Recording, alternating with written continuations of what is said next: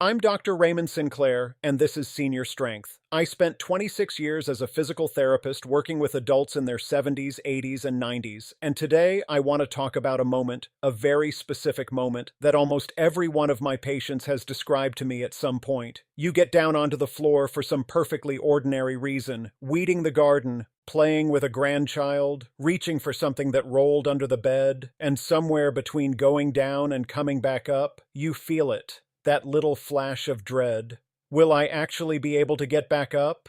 Maybe you have already had the experience of being down there longer than you planned, rolling to one side, looking around for something to grab, working out the geometry of it like a puzzle, and feeling your heart pound a little harder than you would like to admit. I want to tell you about a patient of mine. I will call her Margaret. Early 70s, active, walked every day, still did her own garden.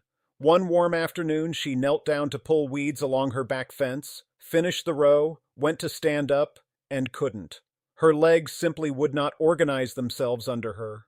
She was not injured, she was not dizzy. She ended up crawling on hands and knees across her own lawn to the porch steps, and using those steps to climb back to standing. She told me afterward, "Raymond, I wasn't hurt, but I have never been so frightened in my life.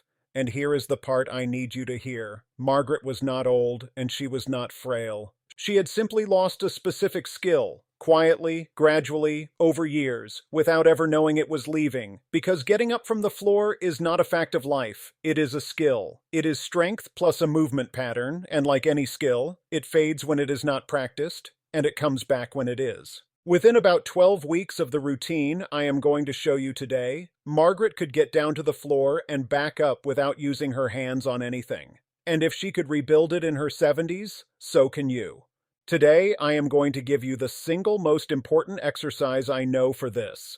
The one move that trains the exact motion of rising from the floor, plus a complete, gentle follow-along routine built around it.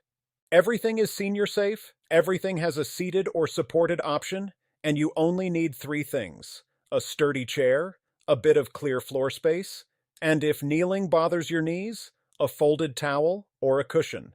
So let's get you set up. Before we move, let me take 2 minutes to explain why this happens, because understanding it is half the cure. Getting up from the floor asks three different things of your body at once. First, it asks for hip strength. Specifically, the deep muscles at the front of your hips, the hip flexors that swing your leg up and under you, and the big muscles of your thighs and backside that drive you upward. Second, it asks for mobility. Enough freedom in your hips, knees, and ankles to fold into the positions along the way. And third, it asks for a pattern, a sequence your nervous system used to run automatically. Roll, prop, kneel, half kneel, push, stand. Now here is what happens after about 60. The strength fades a little each year. That part you have probably heard before. But the bigger thief is avoidance. Somewhere along the line, getting down to the floor became inconvenient, so you stopped doing it. And when you stop rehearsing a pattern, the nervous system files it away in a dusty drawer. The muscles forget their choreography faster than they lose their strength. That is why someone like Margaret, strong enough to walk miles, can find herself stranded on her own lawn. The good news is the same door swings both ways. Rehearse the pattern with a little added strength work, and it comes back remarkably fast. At 70, at 80, and yes, at 90. I have watched it happen more times than I can count. One safety note before we begin, and please take it seriously. Today, we will do some kneeling work. If you have a knee replacement or kneeling is simply off the table for you, do not worry. I will give you a full standing and chair alternative for every single kneeling move. Skip anything that causes sharp pain. A gentle working feeling in the muscles is what we want. Pain is a message to stop. Let's warm up. Stand behind your chair, both hands resting lightly on the back of it. We will start with a simple march in place. Lift one knee, set it down, lift the other. Nice and easy, shoulders relaxed, breathing normally. Let's do about 20 of these together. Count them softly to yourself if you like. As you march, feel your weight shifting side to side, your hips waking up, your balance organizing itself. This gentle shifting is exactly the language your body speaks when it rises from the ground. Good.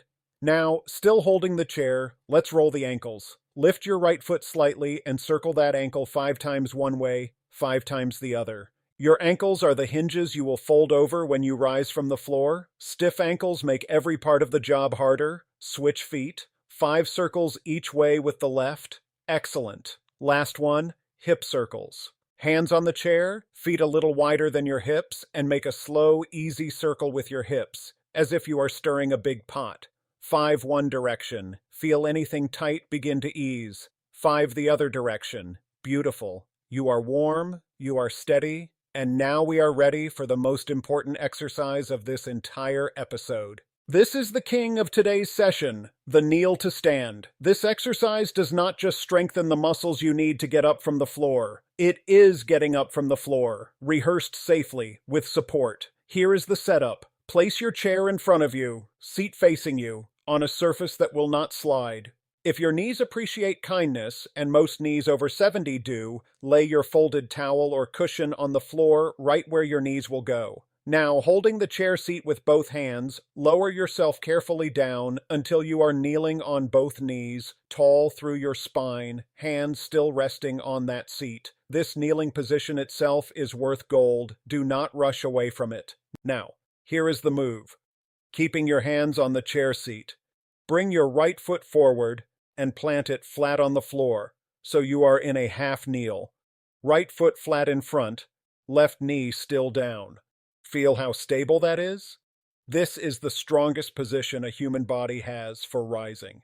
Now press down through that front foot, push a little through your hands, breathe out, and drive yourself up to standing. There it is. That is the exact motion that gets you off the floor for the rest of your life. Now reverse it with control. Hands to the chair seat, step the same leg back, lower that knee gently to the cushion, then the other, back to tall kneeling. That is 1 repetition. Let's talk form for a moment before we continue.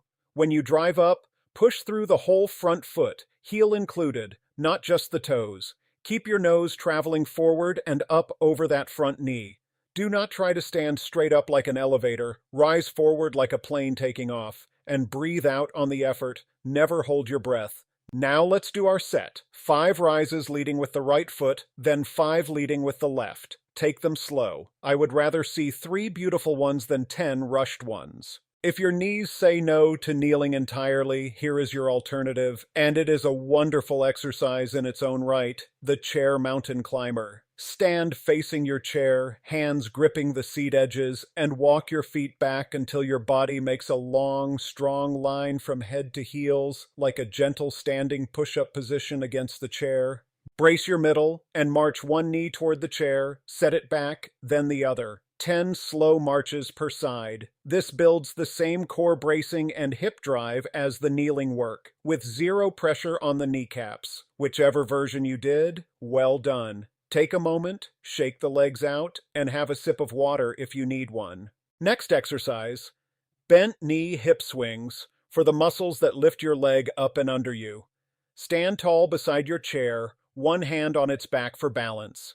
Standing on your left leg, lift your right knee up toward hip height, then sweep it down and back behind you, then swing it up again, a smooth, controlled pendulum. Up and back, up and back.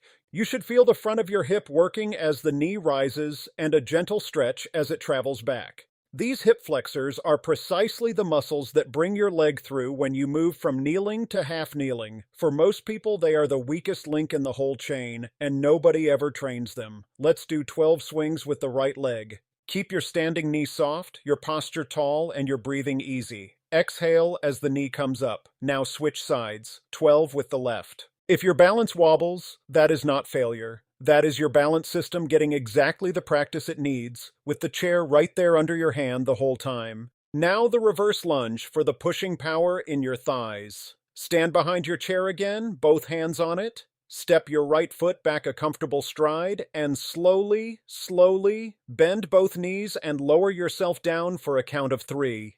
Down, 2, 3.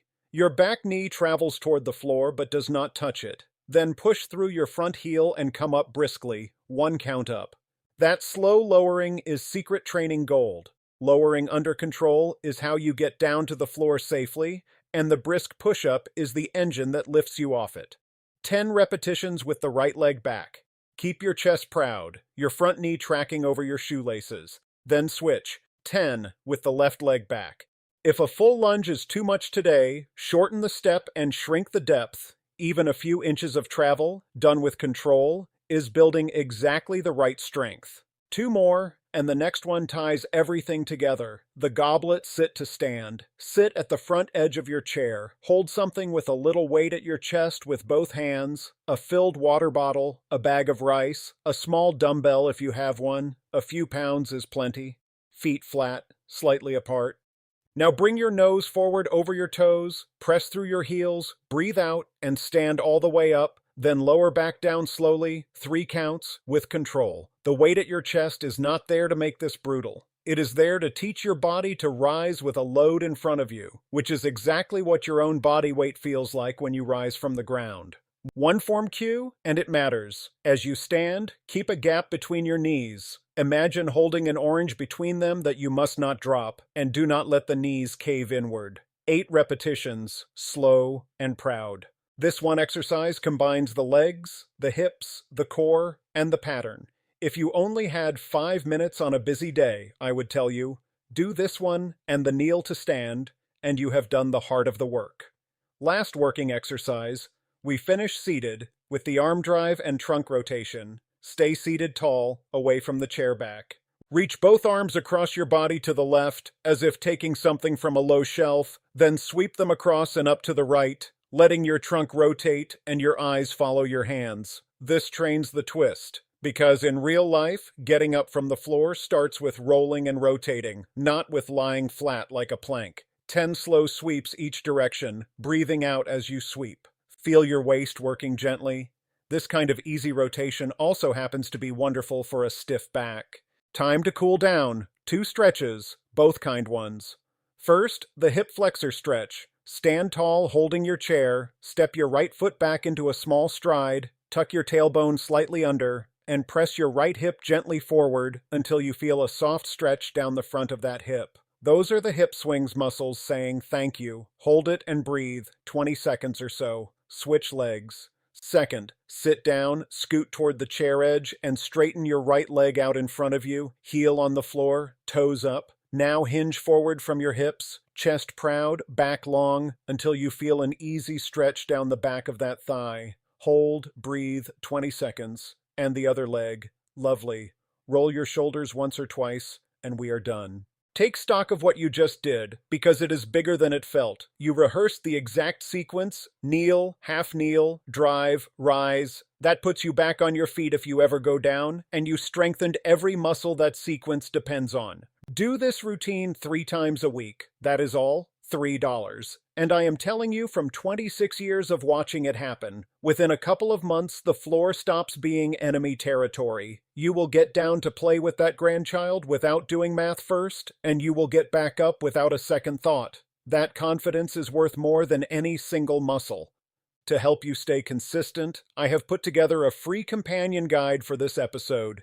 Every exercise from today with step-by-step pictures, the rep counts, the knee-friendly alternatives, and a simple weekly tracking sheet you can stick on the refrigerator. The link is in the description below. It is completely free, and it is my gift to you. While you are down there, leave me a comment and tell me, when was the last time you got all the way down onto the floor and back up again? Be honest, there is no judgment here, only a starting point. I read every comment, and your answers shape what I teach next. Before you go, the important words. This routine is educational and is not a substitute for your own doctor's or physical therapist's advice. Please check with them before starting this or any new exercise program, especially if you have osteoporosis, a recent joint replacement, any dizziness or lightheadedness when you change positions, recent surgery on your hips, knees, back, or feet, or a balance condition your doctor is already managing. Set up on a firm, non-slip surface. Clear the space of rugs and cords. Keep that sturdy chair with you the entire time. Wear flat, non-slip shoes. And never practice kneeling work near stairs. Stop immediately if you feel sudden or sharp pain or dizziness. Sit down and rest. A gentle working feeling in the muscles is normal. Pain is your body asking you to pause and check in with the professional who knows your history. These movements are gentle and safe for most adults over 70, but your own picture matters most. If today's session gave you a little more confidence about the space between you and the ground, please subscribe to Senior Strength so you do not miss what comes next. Every episode is built for exactly where you are right now, not where you were 30 years ago, and not for anyone but you. I will see you in the next one.